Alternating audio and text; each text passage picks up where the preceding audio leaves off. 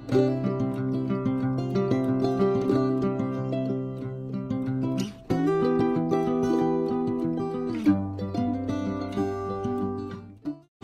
বন্ধুরা, তোমরা সবাই কেমন আছো? আশা করছি ভীষণ ভালো আছো।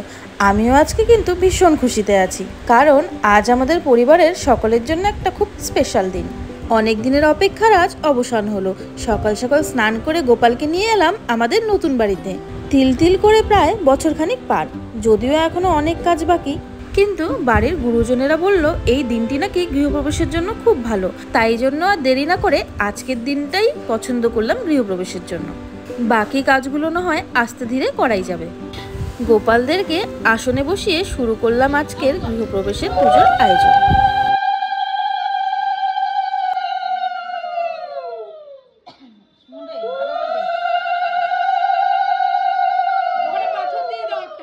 এদিকে ঠাকুরমশাই এসে সমস্ত পুজোর আয়োজন করে ফেলেছে। সকাল থেকে প্রায় অনেক আত্মীয় স্বজনরা আসতে শুরু করেছে। আজ কিন্তু ভীষণ আনন্দের দিন, অনেক দিন পর সবাই মিলে একত্রিত হব। কাজের ফাঁকে টুক করে আমি চলে গিয়েছিলাম একটু রেডি হতে। একটা স্পেশাল দিন বলে কথা, একটু তো সাজুগুজু করতেই হবে। তাই সুন্দর করে সাজুগুজু করে চলে এলাম। আর এখন আমাদের গৃহপ্রবেশের মেইন পুজো শুরু হয়ে যাচ্ছে। ওই বলে না বাড়ির চারপাশে 3 পাক ঘুরতে হয়, সেই রিচুয়ালসটাই এখন হবে। দেখো দাসবাবু আর আজকে আমি দুজনে ম্যাচ করে ড্রেস আপ করেছি। কেমন লাগছে দুজনকে একটু কমেন্ট করে জানিও কিন্তু। আজকের পুজোতে কিন্তু জোড়া মাছ লাগে, আর এই জোড়া মাছ নেওয়ার দায়িত্ব দাসবাবুর হাতেই দিয়েছে ঠাকুরমশাই। জানো তো কদিন ধরে ভীষণ বৃষ্টি হচ্ছিল, আজকে ঠাকুরের কৃপায় এক ফোঁটাও বৃষ্টি হয়নি কিন্তু।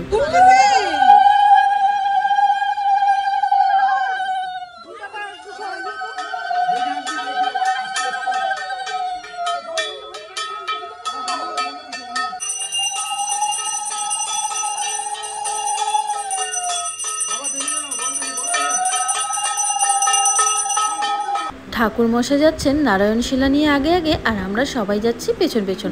বাবা আবার দেখে নিল প্রদীপটা জ্বলে আছে তো। এই সমস্ত ভিডিওগুলো করেছে তিন্নি। আমি তো ব্যস্ত ছিলাম কাজে, ভিডিও আর কি করে করব।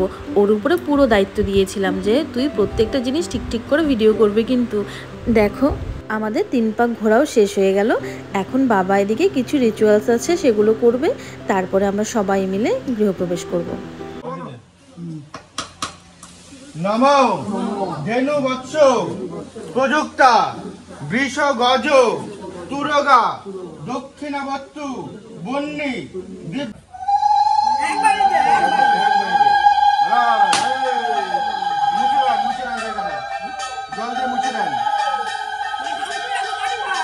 ঠাকুরমশাইয়ের কথা মতো বাবা নারকেল ফাটালো।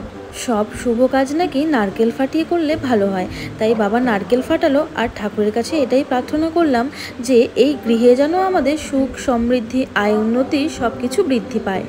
গৃহে প্রবেশের সময় ছেলেরা সব ডান পা দিয়ে ঢুকলো, আর মেয়েরা সবাই মিলে বা পা দিয়ে ঢুকলাম। আর মাছগুলোকে দরজার দুপাশে কলাপাতার মধ্যে রেখে দিল। জানো তো একটা মজার ঘটনা তোমাদের সাথে শেয়ার করি। আগে যখন বাবার বাড়িতে ছিলাম সব তো হাতে তৈরি পেয়েছি, তাই কোনটার কি মর্ম কিছুই বুঝতে পারিনি। দেওয়ালে কোনো কাঠি পুঁততে গেলে বাবা দৌড়ে এসে বলতো না না না এটা গাড়িস না, এখানে এটা করিস না। তখন মনে হতো দূর বাবা কিছু করতেই দেয় না।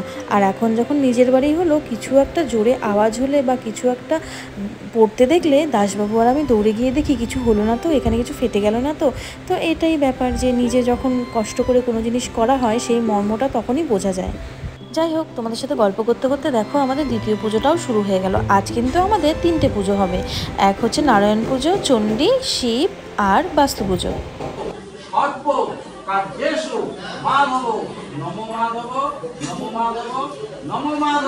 সবাই একসাথে পূজা প্রণাম করেন।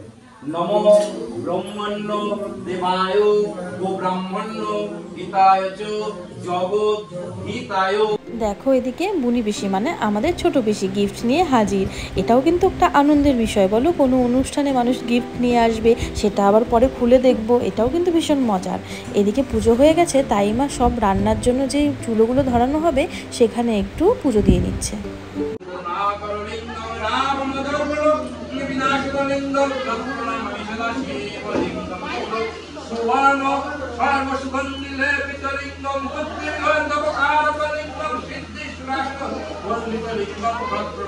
দেখো 3টে গোপাল টুকটুক করে তাকিয়ে সম্পূর্ণ পুজোর সাক্ষী থাকছে। 2টো গোপাল তো আমাদের, আর একটা গোপাল কার সেটাই ভাবছো তো? সুদূর শিলিগুড়ির থেকে দিদার সঙ্গে এসেছে আমাদের বাড়ির গৃহপ্রবেশের পুজোতে। ভোগের রান্নাও এদিকে প্রায় শেষের দিকে, শুধু লুচিটাই বাকি। লুচিটা হয়ে গেলেই সম্পূর্ণ কমপ্লিট। ওপরে চলছে রাত্রের গেস্টদের জন্য রান্নাবান্নার আয়োজন। এখানেও কিন্তু বেশ আসর জমেছে আড্ডার, রান্নাও হচ্ছে, পাশে আড্ডাও হচ্ছে। এবারে আমরা সবাই মিলে বসে পড়লাম যজ্ঞের জন্য। এখন যজ্ঞ হবে।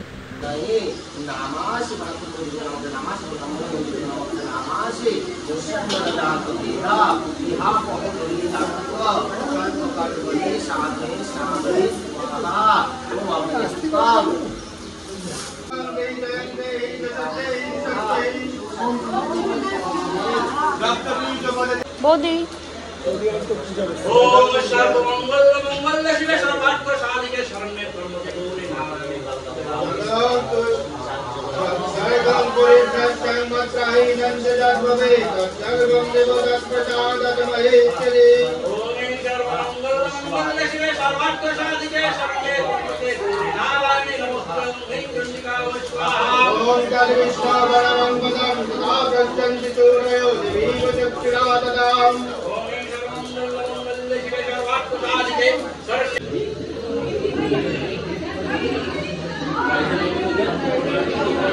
আমাদের যজ্ঞ কমপ্লিট হতে হতে প্রায় অনেকটা সময় লেগে গিয়েছিল।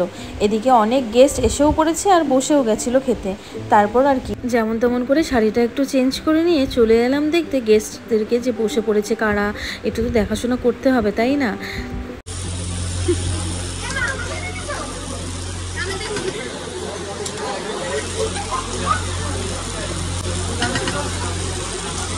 পুরো চিন্তা হচ্ছিল, এত লোক একসাথে এসে গেছে, কোথায় বসবে, কি করবে। যাই হোক, সব ঠিকঠাক মতোই হচ্ছিল আর কি।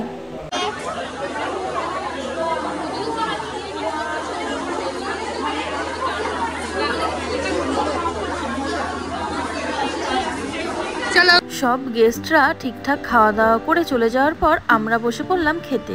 আর আজ নাকি আমাদের মাছ খেতে হবে, তাই ওই 2টো মাছ এনেছিল না, সেখান থেকে একটা মাছ কেটে ভেজে দিয়েছিল। আর আমাদের মেনু ছিল আজ খাওয়ার মধ্যে পোলাও, নবরত্ন কারি, আলুর দম, মিষ্টি, চাটনি ও মিষ্টি কুমড়ার পকোড়া। আর এই মিষ্টি মেয়েটার নাম প্রিয়া। ও দেখতেও যতটা মিষ্টি, ওর ব্যবহারও ততটাই ভালো। জানো তো, সারাদিন না খেয়ে থাকার ফলে এত খিদে পাচ্ছিল যে আর পোলাওয়ের দিকে মনে যাচ্ছিল না। ওই বাঙালি, ভাত ছাড়া কোনো কথা না, তাই আমি ওই মাছ ভাজা দিয়ে ভাতই খেলাম। পোলাও নিয়েছিলাম কিন্তু সেটা আর খেতে পারিনি। যাই হোক, আজকের এই দিনটা ভীষণ আনন্দের সাথে খুব কাছের লোকেদের সঙ্গে খুব ভালোভাবে কাটালাম, যেটা আমাদের সকলের কাছে চিরস্মরণীয় হয়ে থাকবে।